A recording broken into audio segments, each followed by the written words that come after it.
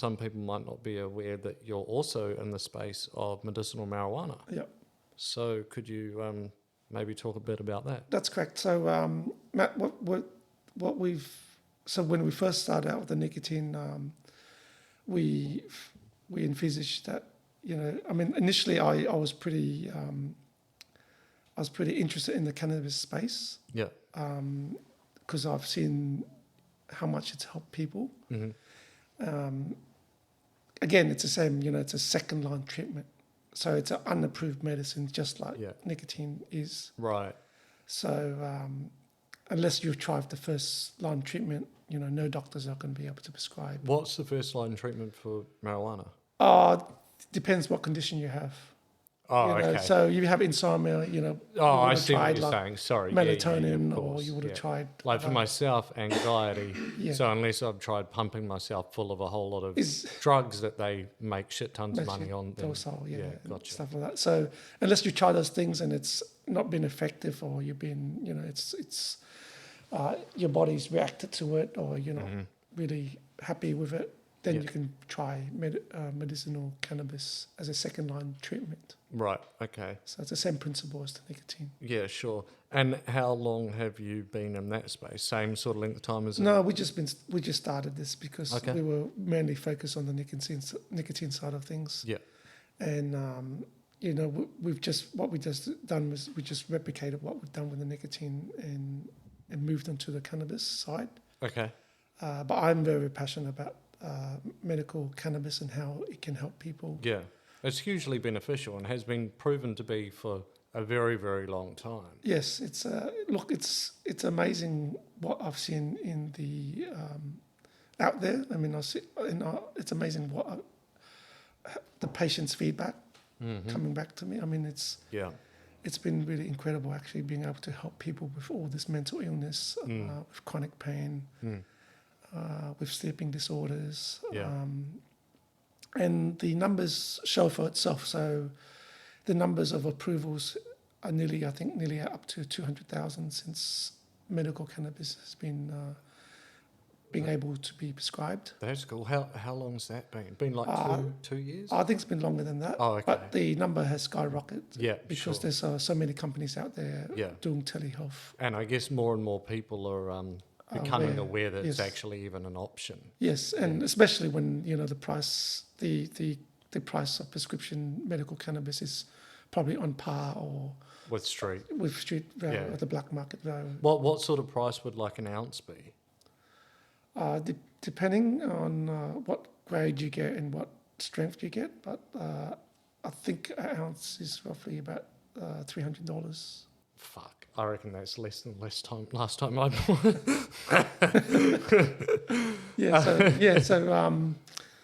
So and the great thing about it is what you're getting. It's always consistent. Exactly. So you mentioned depending on what grade. So what do you mean by that? The grade meaning like what the component is, like as in what the makeup of the product is. So there's so many products you can get out there. It's not funny. Right. It's ridiculous what you can get out there nowadays. But depending on grade, depending on the form. So the form is, it's either a dried herb or it's either a oil, either tablets, or it can even edibles. be. There's actually gummies now, CBD gummies that you can get as well. That interests me. Yes. I mean, they're great for anxiety. Yes. Great for anxiety, CBD. I mean, look, like everything, it's not for everyone. Yep. But it is for me. Yep. Yeah. Yeah. I mean, it's that's proof there that it's helped someone like you. Yeah. And being able to access it legally, makes it easy and absolutely. And you're not having to worry about. Well, this is the I can't think of the word, but like, okay, let's just say that marijuana, even with a script, was still totally illegal. Now, if the issue is that you've got anxiety and then you're walking around with something illegal in your pocket, having it in your pocket both increases the anxiety and decreases the anxiety. Yes. Do you see what I mean? Yeah. So that in itself, just the fact that you can have it on you without being nervous about that helps to decrease the anxiety. Yes, for sure. So yeah, that's kind of like what would piece that of like mind. the cherry on top. Yeah, I it's a don't peace know. of mind, Yeah. being Yeah. able to have your medication on you or your medicine on That's you right. without having to worry about any legal issues with the police. Exactly. And so with the your license or your involvement with that, because with the nicotine it means that you're allowed to import it, yeah, as a liquid. Yes. So with the cannabis, is it that you're allowed to grow or you're allowed to be involved with grow Oh farms? no, or- yeah, I'm just on the medical front, so we just help patients with the prescription side, Right. and then after that we help patients with the prescription side. They can use that prescription and get it filled at their local pharmacy that may stock the products. Okay, so you can't actually sell it. Not yet, because Not we're yet. still in the process of actually. Okay, but you're going for Finalising. that license? Yeah, so we're trying to work with a partner pharmacy to be able to provide the start to finish. Yeah, right. Yeah, so we're still working on that. And is that going to be about the same time that you and I open a dispensary together? I hope that's the case. I hope dispensaries. Let's do this. Yes, I hope dispensaries become legal.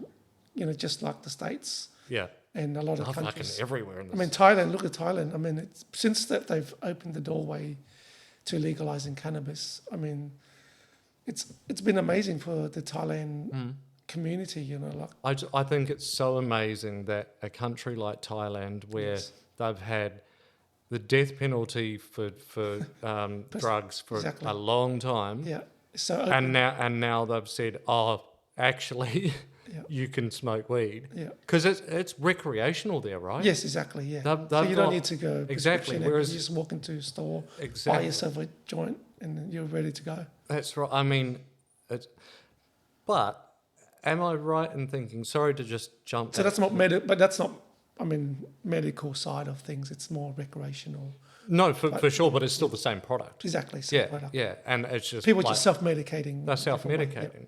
And what are your views on the idea of self-medicating with it? Look, if you can help yourself live a better life by self-medicating, why not? I mean, life Yep. is about living a better life, Exactly. and if you can find something that will help you live a better life, make you more happy, Yeah, then why not? yeah, Yeah. yeah. I agree. There's not been a lot of pub fights that have started from people smoking Smoke a dope. joint, yeah, for sure. I mean, that's definitely for sure. I mean, no one's actually died in Australia from smoking cannabis Yeah, or exactly. taking cannabis. Whereas if you talk about alcohol, that's probably more harm. Well, it'd be daily. Exactly. It'd be daily. Someone Exactly. would be dying either through an overdose, Yeah. through kidney failure, Yeah. through a car crash, through Exactly. Through punch-ups. yeah, and God bar knows, fights. a whole raft of different things. I mean, you So- just want to hug everyone when you've had, you some, had- had exactly. a joint or something like that.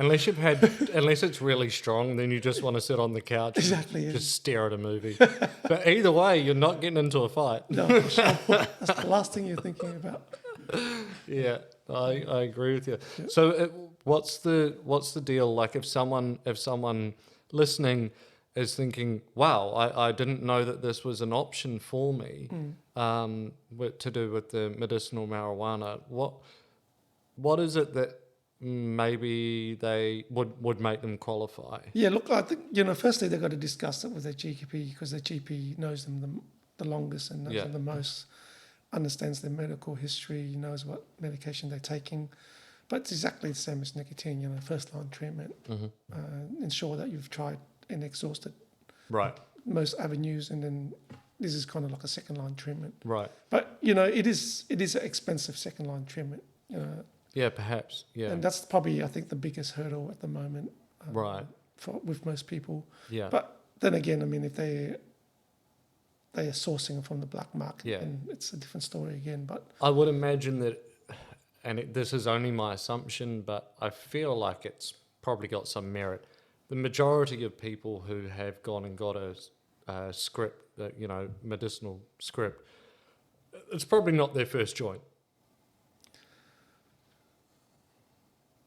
Yeah, look, I don't know the stats about that, but look, the stats just got released recently that 40% of Australians actually have tried Exactly. marijuana. So, yeah, Exactly. so yeah, most probably it's not their first stint. Yeah. Yeah. So I guess my reason behind saying that is that yes, this might be slightly more expensive, but you said it's probably around about 300 or so an ounce at the moment, roughly, depending on exactly the strain, et cetera, et cetera. Yeah, But if that's about what you're buying it from your local dealer from, yeah, well, in all honesty, I think that's actually a pretty good price. But Yeah. don't let the government know I said that; they'll jack the price up. But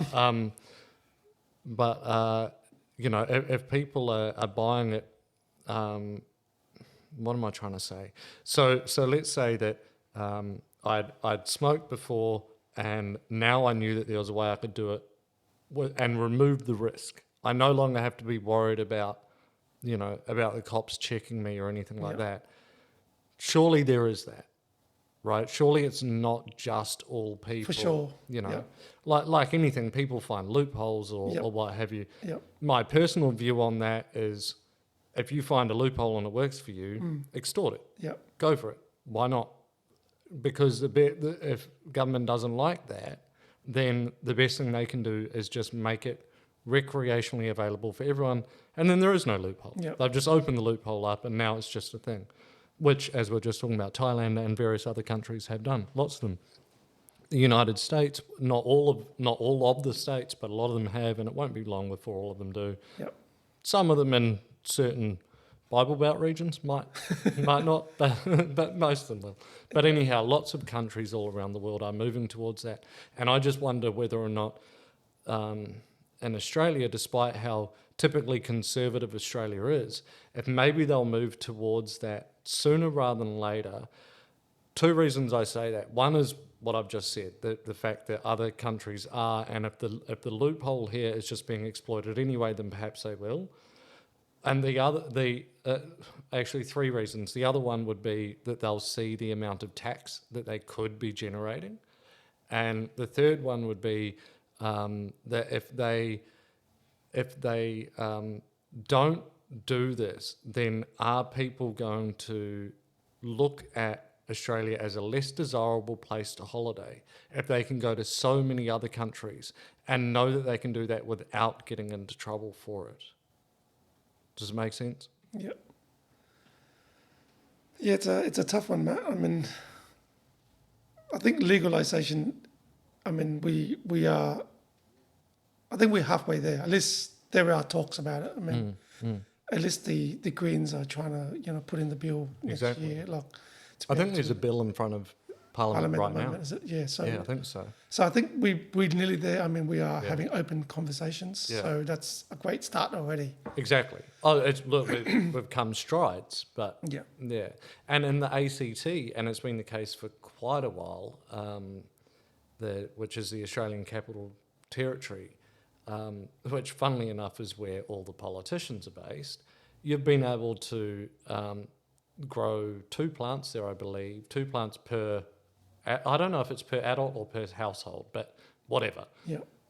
It's a lot more than what we can do here. And you've been able to do that for a long time. Yeah. So I guess that would be another reason, actually, that maybe it'll help it move towards that sooner, because it's a case of like, well, what's your reasoning, Mr. and Mrs. Government? Why is it that it's allowed in the ACT? So it's good enough for them, and they're still Australians just like us, but it's good enough for them, but not good enough for us.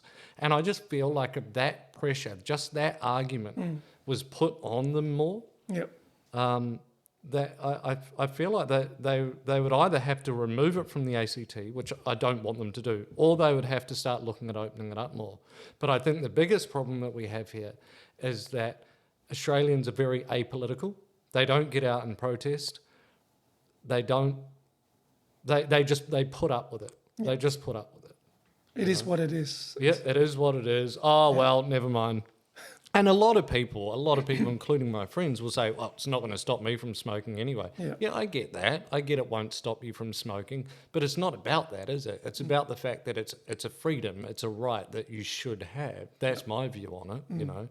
And I staunchly believe that everybody, whether you smoke or not, you should be pro recreational use, because I guarantee you know someone that smokes. Yeah, sure. You know, you might not know that you know, Yeah. but you do know them. Yeah, well, the stat says that, 40% of Yeah, people in Australia have actually tried it. yeah, Yeah, I mean, to decriminalise it would be amazing, for the Australian public. yeah, Australia will be a different place. yeah. It'd be a pretty cool place. I mean, Yeah, exactly. And that's the thing, like, it's already a pretty cool place, but it'd be even more cooler. cool. It'd be even cooler, you know. You said decriminalise, not legalise. Yeah. So what's your sort of take on those two? I